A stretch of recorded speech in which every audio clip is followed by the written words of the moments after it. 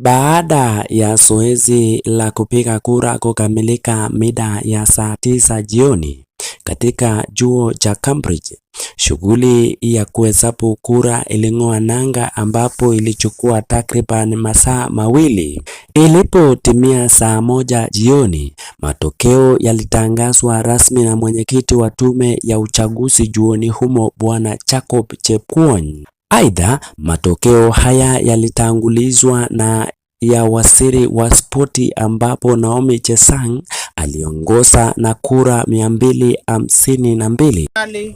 Naomi Chesang managed to score 252.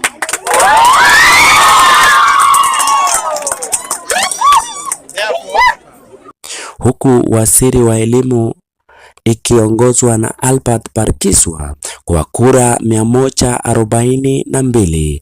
And finally, Albert Barkiswa managed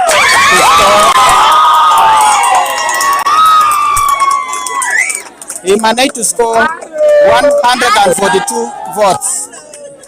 And therefore, I declare that Albert Barkiswa has become the winner as the Cabinet Secretary for Education.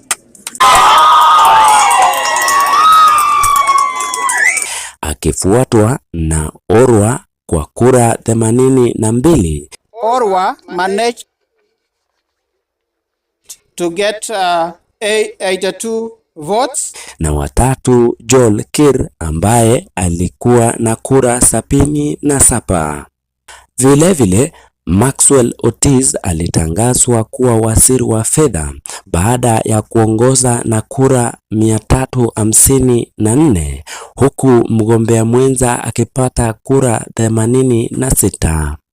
Kevin Onyango managed to score 86 votes, whereas Maxwell Otis Osongo managed to score 355.